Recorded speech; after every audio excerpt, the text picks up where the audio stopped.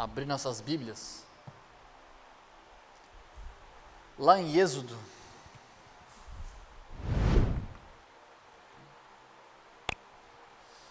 esse é basicamente uma palavra que quero direcionar a você, pensando no ano que vem. Esse é meu último sermão antes do ano novo, né? Semana que vem quem vai pregar aqui vai ser o pastor Naor. Então, quero te convidar a abrir a sua Bíblia lá em Êxodo, para nós aprendermos algo que precisamos ter, não para o ano que vem apenas, para esse ano ainda, para o resto das nossas vidas, que está lá no capítulo 17 de Êxodo. Nós vamos ler do verso 8 até o verso 16. Eu preciso que você entenda muito bem a mensagem que vai ser trazida aqui hoje, para que você não venha confundi-la, porque é possível. Tem um comercial que está na TV agora que é assim: negadores negarão, né? Aquilo que é óbvio, aqueles que gostam de negar vão negar, mas também aqueles que entendem, entenderão a mensagem dessa noite, em nome de Jesus. Versículo de número 8, o texto diz assim: então veio Amaleque e pelejou contra Israel em Refidim. Pelo que disse Moisés a Josué: escolhe-nos homens e sai e peleja contra Amaleque. Amanhã eu estarei no cume do outeiro e a vara de Deus estará na minha mão. E fez Josué como Moisés lhe dissera, pelejando contra Amaleque. Mas Moisés, Arão e Hur subiram ao cume do outeiro. E acontecia que, quando Moisés levantava a sua mão, Israel prevalecia. Mas quando ele abaixava a sua mão, Amaleque prevalecia. Porém as mãos de Moisés eram pesadas. Por isso, tomaram uma pedra e a puseram debaixo dele, para sentar-se sobre ela. E Arão e Hur sustentaram as suas mãos, um de um lado e o outro do outro. Assim ficaram as suas mãos firmes até que o sol se pôs. E assim Josué desfez a Amaleque e a seu povo a fio de espada. Então disse o Senhor a Moisés: escreve isto para a memória num livro, e relata aos ouvidos de Josué, que eu totalmente hei de riscar a memória de Amaleque debaixo dos céus.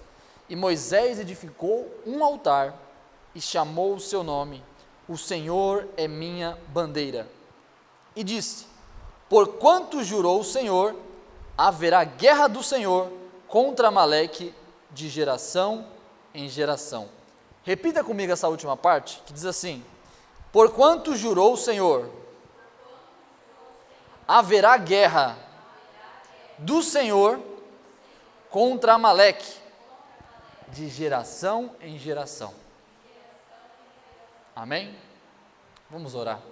Bendito seja o teu nome, Senhor. Esclarece no Senhor a tua verdade. Esclarece no Senhor a tua justiça. Esclarece, Senhor, os teus conselhos, para que possamos, Senhor, sair daqui municiados, Senhor, para a peleja eterna. Senhor, para guerrearmos contra as hostes e potestades, Senhor, contra nosso coração pecador, contra as mentiras, Senhor, contra as abominações que se colocam contra a tua verdade.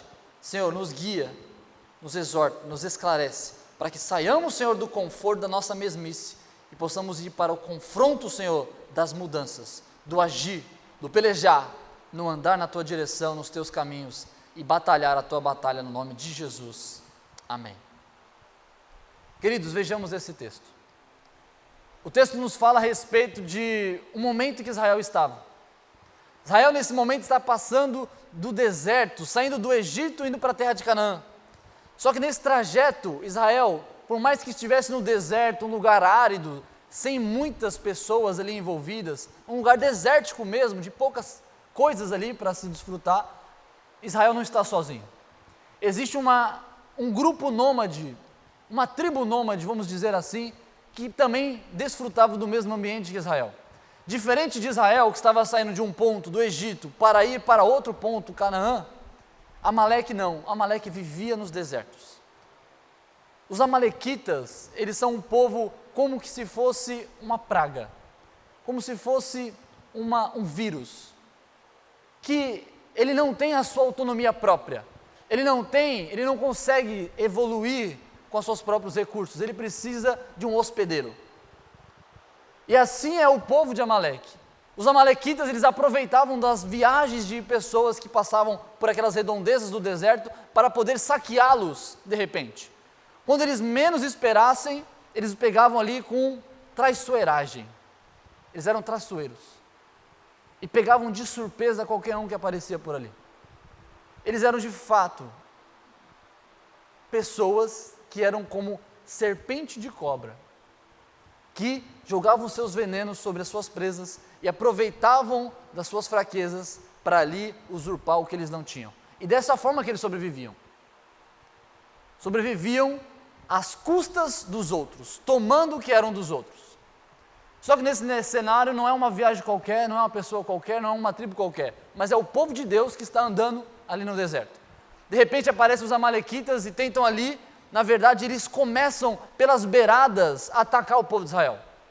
Quando de repente Moisés percebe que eles estão ali, o povo era grande era aquela passeata, eles estão no fundo, enquanto Moisés vai à frente, eles atacavam a retaguarda do povo, roubando e saqueando as mulheres, as crianças e as cabanas deles. Então Moisés vira para Josué, o melhor dos seus guerreiros, seu futuro sucessor, e diz para ele o seguinte: levanta homens e vai à peleja contra Amaleque.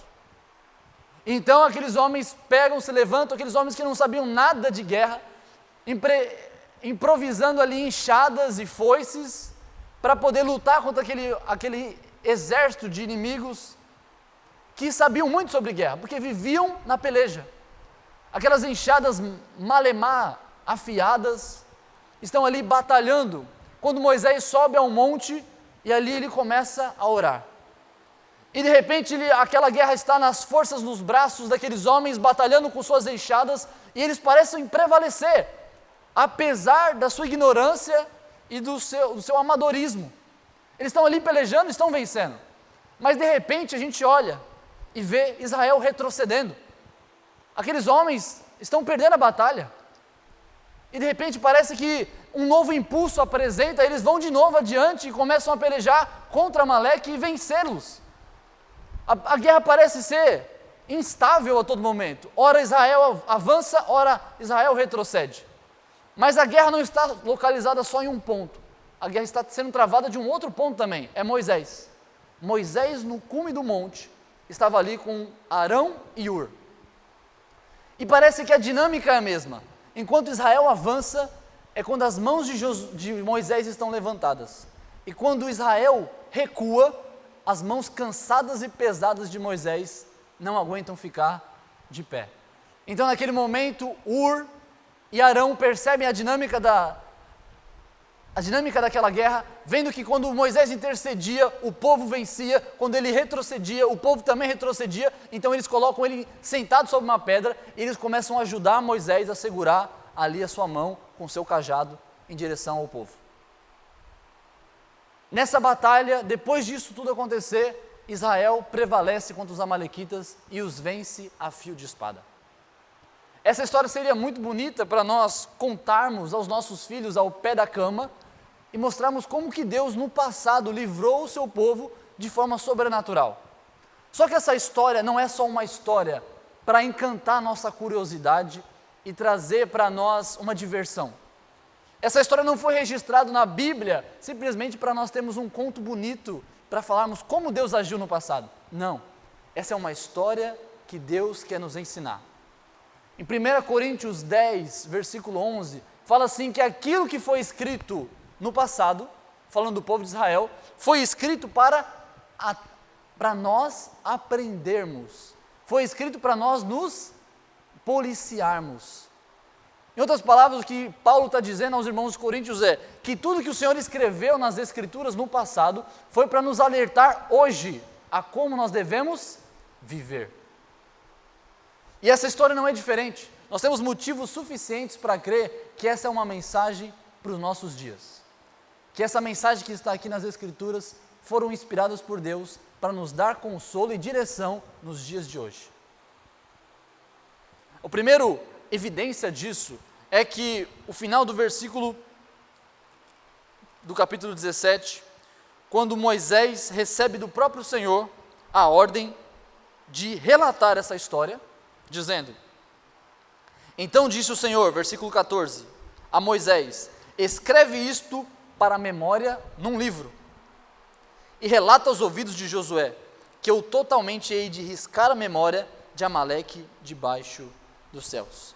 Mas o texto ainda fala no versículo 16, e disse: porquanto jurou o Senhor, que haverá guerra do Senhor contra Amaleque de geração em geração. Primeira coisa, Amaleque foi um povo que não demorou muito tempo para ele ser extinto. Amaleque, de fato, por muitas vezes, ele foi guerreado contra Israel, no decorrer da história. Mas ele foi vencido por Saul, foi vencido depois por rei Davi, e finalmente foi exterminado dos céus, no reinado de Ezequias, como diz 1 Crônicas, capítulo de número 4. O que está acontecendo aqui é que de geração em geração, ele está falando a respeito de uma guerra que seria infindável, uma guerra que não passaria, uma guerra que continuaria apesar dos tempos. Deus está falando que ele jurou que essa guerra contra Amaleque, do povo de Deus e do Senhor, contra esse povo, ou contra isso que esse povo representa, deveria ser uma guerra constante. Abrindo um parênteses rapidamente, há pouco tempo atrás saiu um filme que foi considerado na nossa geração a estrela magna dos filmes da atualidade, que foi o mais visto de todos os tempos, que foi Os Vingadores. O que é esse filme Os Vingadores que é tão conhecido na nossa história e o que tem a ver com o texto nosso nessa noite? Eu fui assistir esse filme, é algo muito interessante. Os Vingadores são super-heróis, que eles são uma equipe de super-heróis que tendam, ou seja, a defender a humanidade e vingar a humanidade e proteger a humanidade dos seus malfeitores. Então eles representam a humanidade em lutar contra o mal. E certa vez apareceu um grande vilão para combater esse povo, que foi o chamado Thanos, que todos devem conhecê-lo. Thanos era um déspota, alguém que achava que ele era melhor do que os outros e que ele tinha que fazer o julgamento da terra. Ele achava que para resolver o problema da miséria, o problema da maldade no mundo, o problema da superpopulação, o problema de uma série de coisas que envolvia tanto o seu mundo como o mundo da terra, era exterminar metade da população.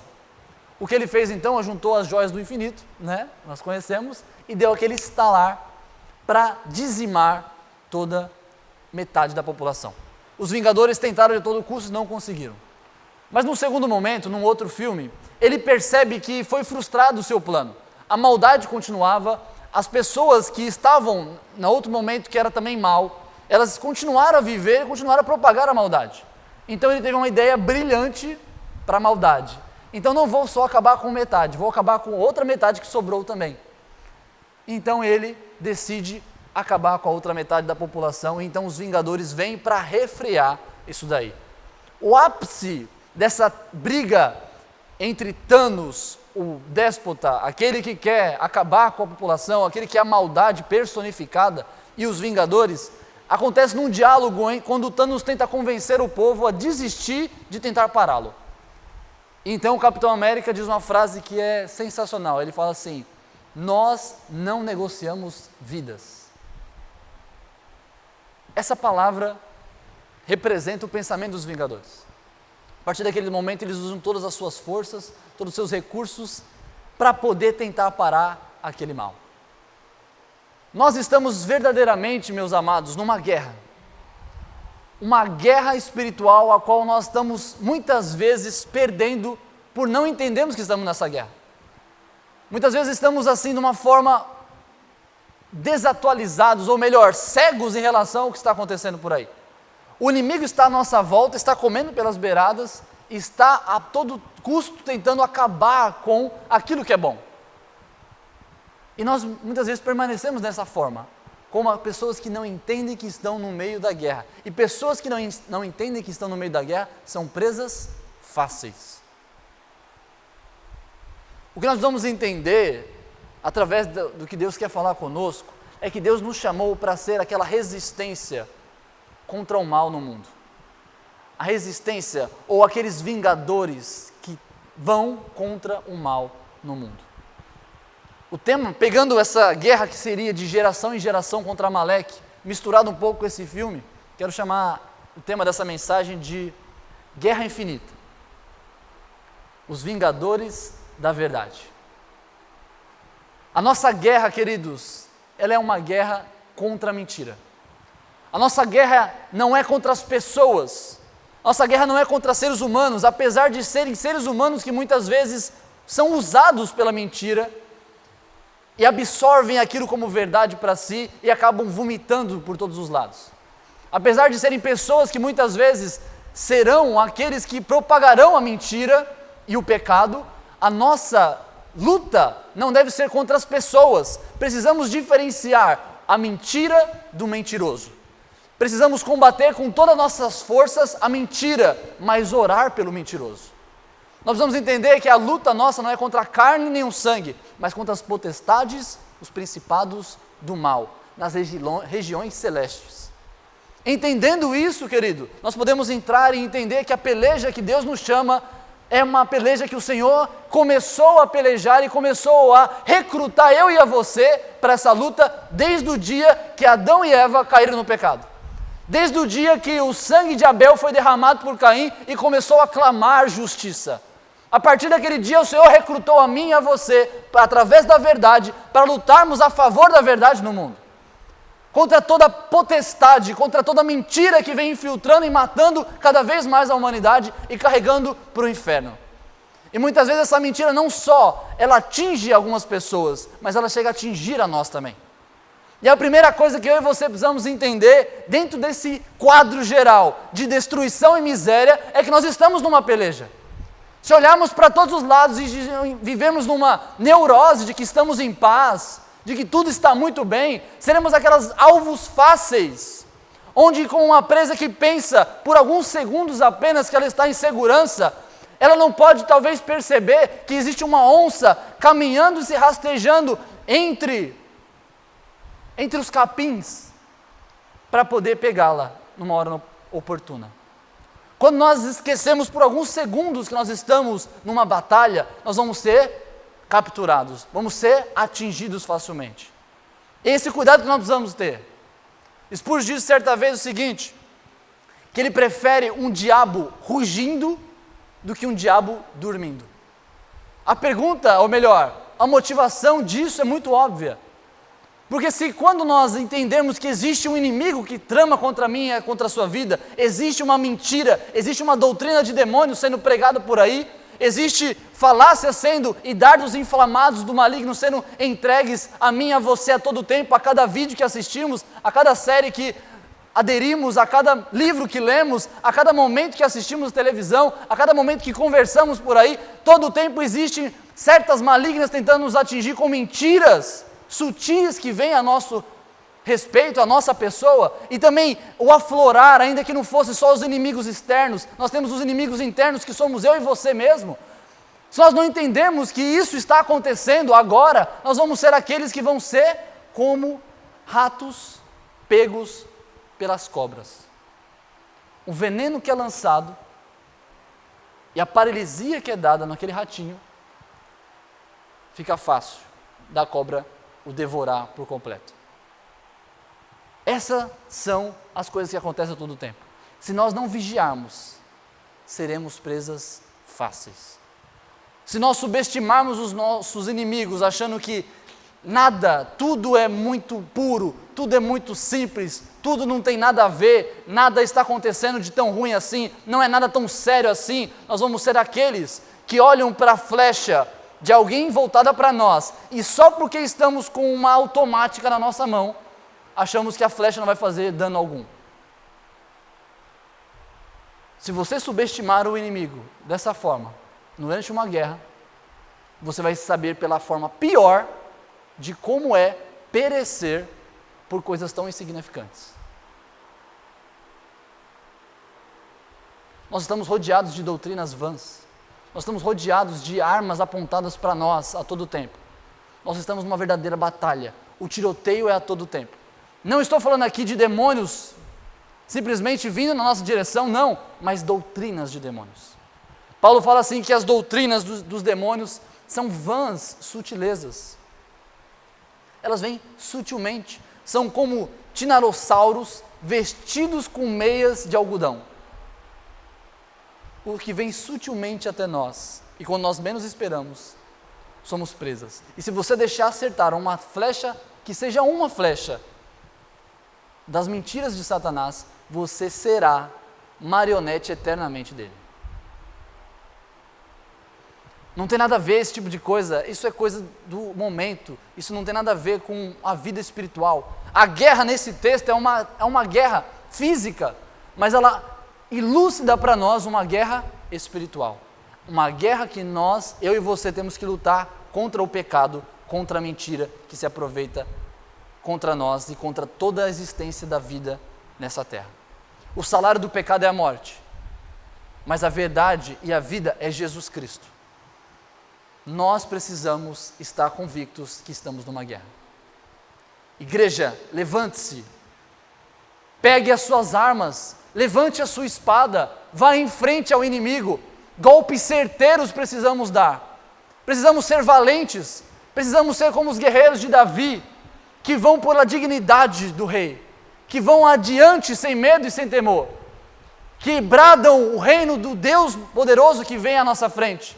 Você vem contra mim com escudo e espada, mas eu vou em ti no nome do Senhor. Nós somos os guerreiros de Deus.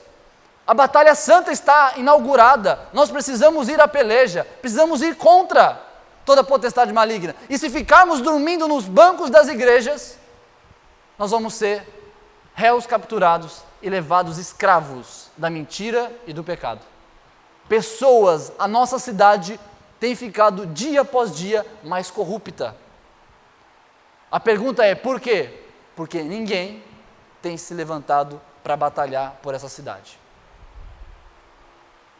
Nossas famílias estão cada vez mais indo para o inferno. A pergunta é, por quê?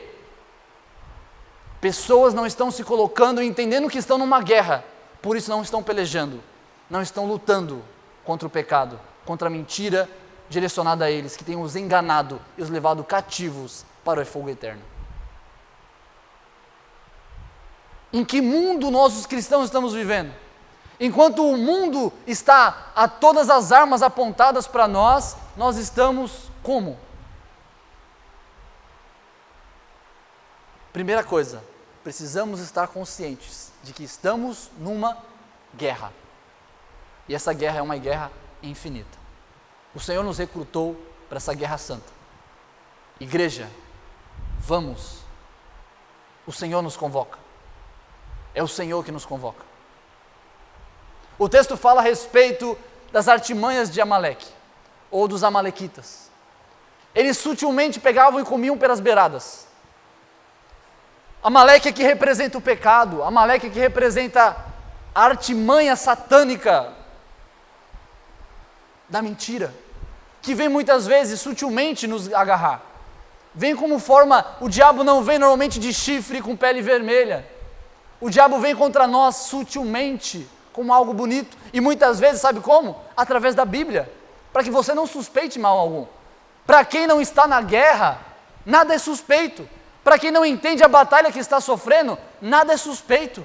Mas para quem está diante de uma guerra, tudo deve ser meticulosamente cuidado. Atenção. Não foi assim que Satanás tentou a Jesus? Usando de versículos bíblicos. Mas veja como Jesus o dominou.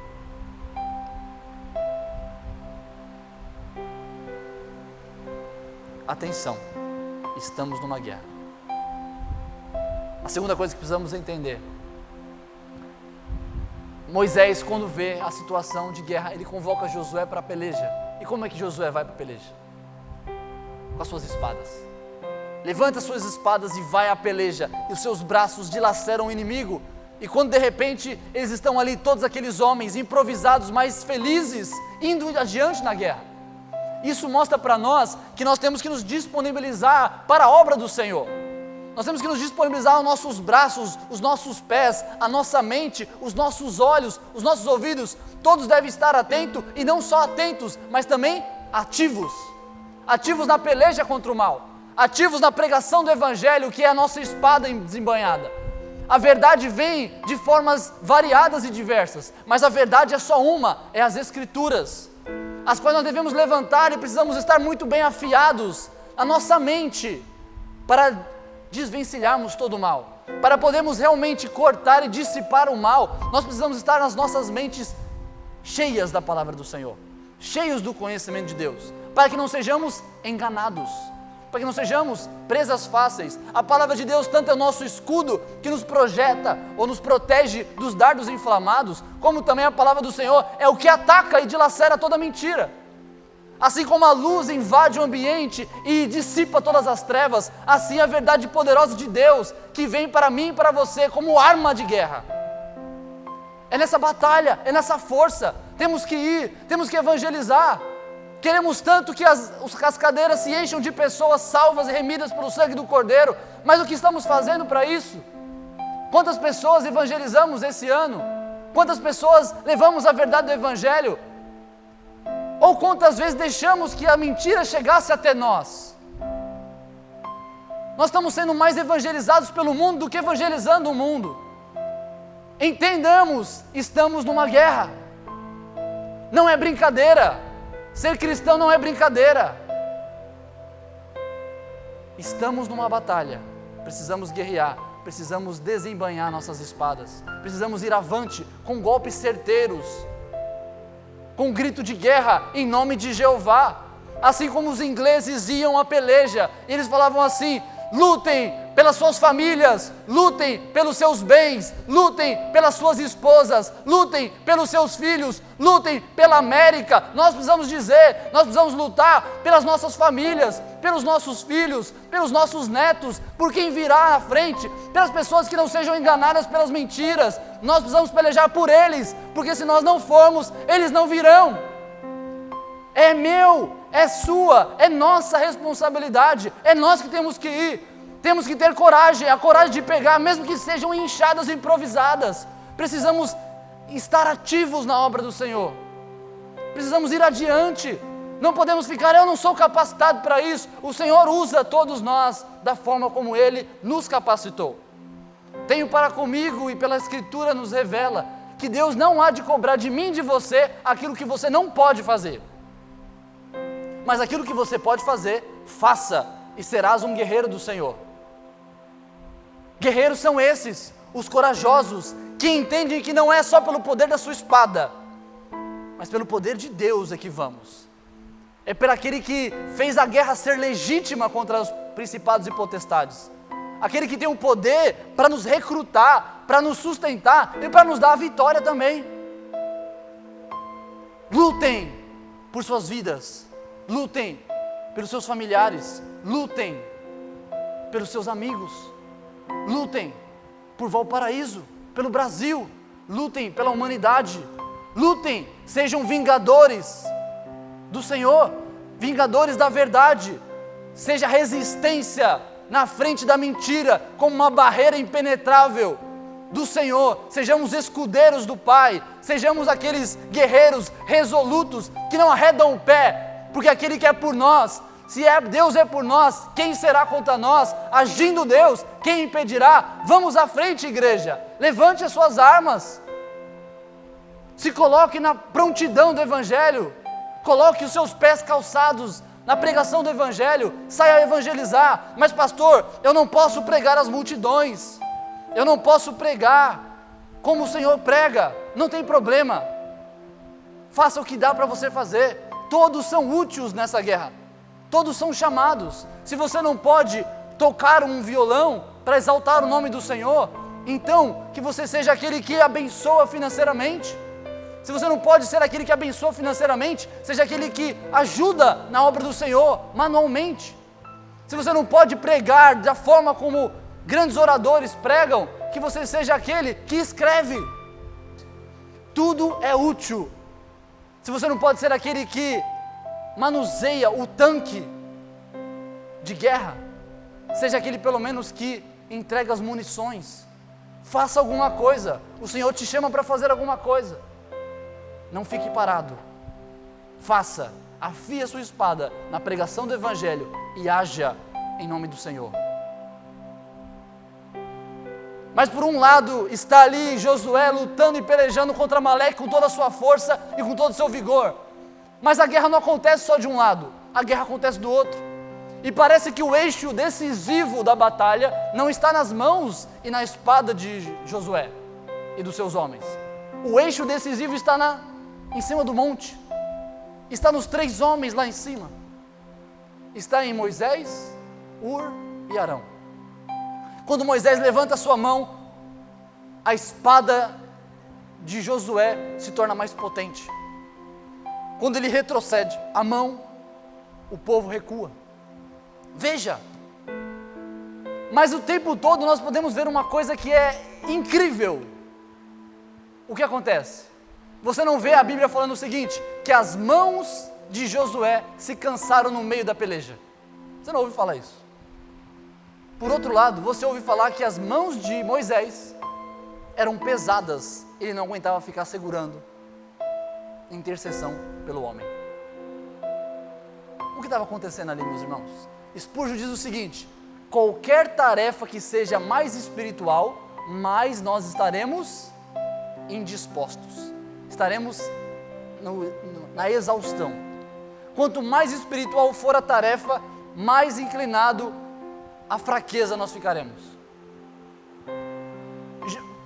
Quem estava na batalha, na luta corporal era Josué, e quem estava na batalha espiritual, na oração, era Moisés. Mas Moisés se cansa, se exausta, ele não aguenta levantar as suas mãos, ele precisa ser colocado sobre uma pedra, precisa ser erguido pelos seus amigos, porque ele não aguentava ficar ali. A pergunta é a seguinte: nós poderíamos muito bem virar a noite aqui ensinando sobre a palavra de Deus, poderia passar a noite inteira evangelizando, poderia passar a noite inteira visitando órfãos e viúvas e enfermos na Santa Casa, poderia passar a noite inteira fazendo a obra do Senhor, como alguém que batalha, mas eu não conseguiria ficar a noite inteira, a vigília inteira, o tempo todo em oração. Quanto mais espiritual for a tarefa, mais difícil será para nós. Moisés se cansa de orar, Josué não se cansa de bater. É óbvio que não se enquadra um em detrimento do outro. Se por um lado nós apenas desembainharmos a espada não será cortante o suficiente para vencer o maligno. Nós não podemos achar de maneira alguma que eu e você somos mais fortes do que as potestades. Nós somos humanos. Para você entender uma coisa, o próprio arcanjo Miguel, quando foi repreender, quando disputava o corpo de Moisés no Sinai, sabe o que aconteceu? Ele disse o quê para Satanás? Que o Senhor te repreenda. Em outras palavras, o que está acontecendo ali é que o poder de Deus é que suscita o poder da batalha. O que acertou a testa do gigante Golias não foi a força do rei Davi, mas foi o Deus de Davi. Essa está a diferença. Mas por outro lado, se nós apenas intercedemos e não formos à batalha, nula é a oração. Se não formos, por um lado, Josué tem que ser valente, por outro lado, Moisés tem que ser persistente. E aqui está o terceiro ponto da nossa mensagem. Primeiro, temos que estar conscientes que estamos numa guerra. Segundo, precisamos pelejar com força e com golpes firmes, nos disponibilizando na obra do Senhor. E terceiro, nós precisamos ser perseverantes na oração.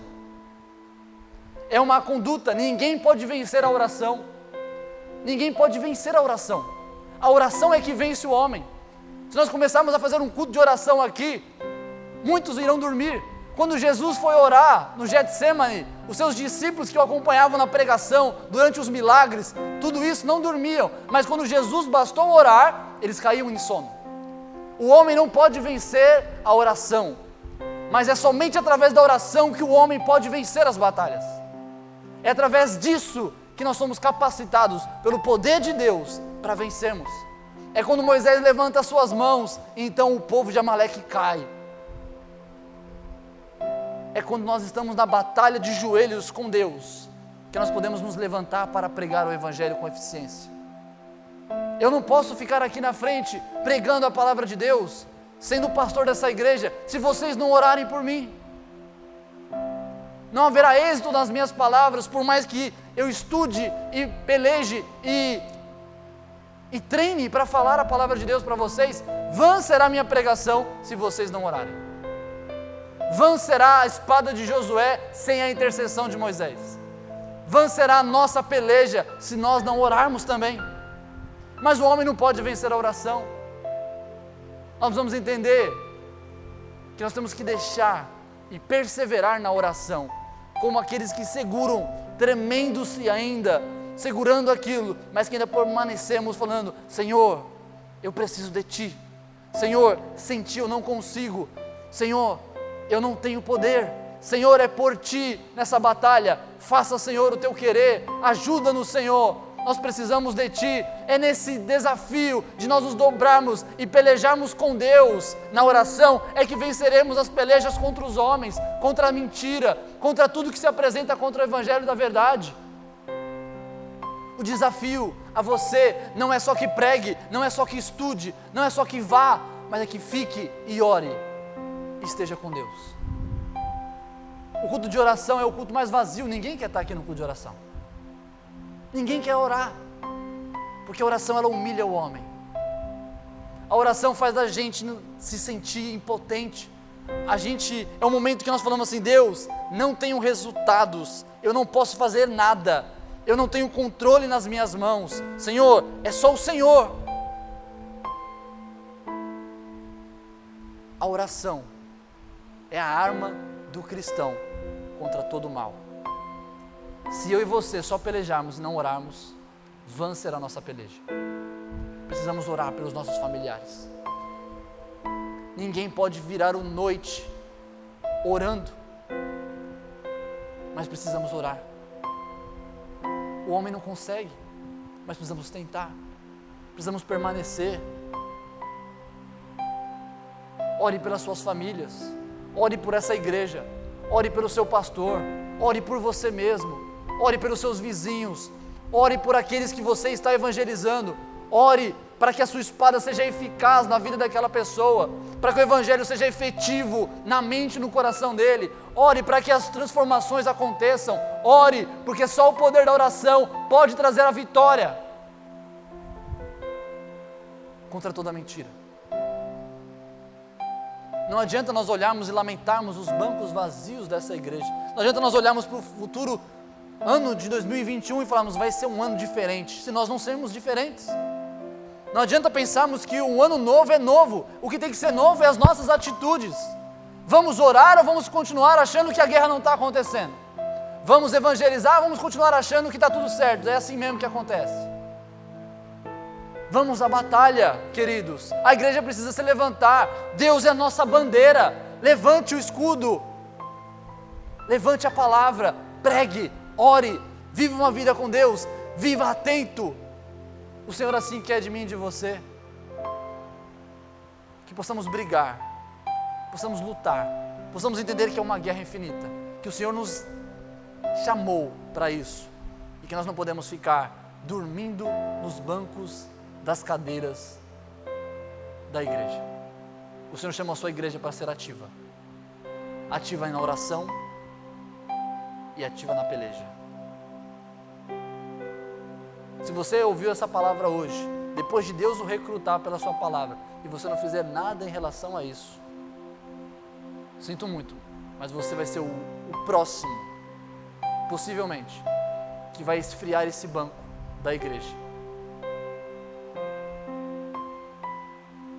que vai deixá-lo vazio, ou no ano 2021, ou talvez outro ano.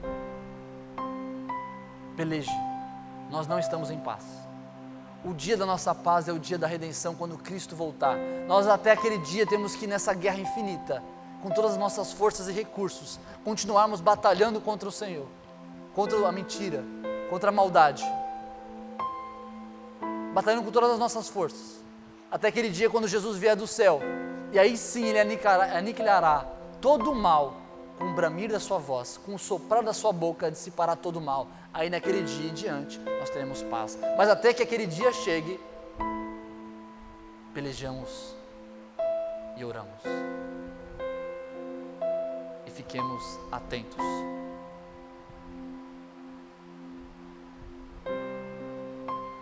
Que Deus nos ajude, para que possamos nessa batalha sermos triunfantes. É verdade, queridos, é verdade que nós temos um consolo, porque a derrota não está em jogo nessa luta.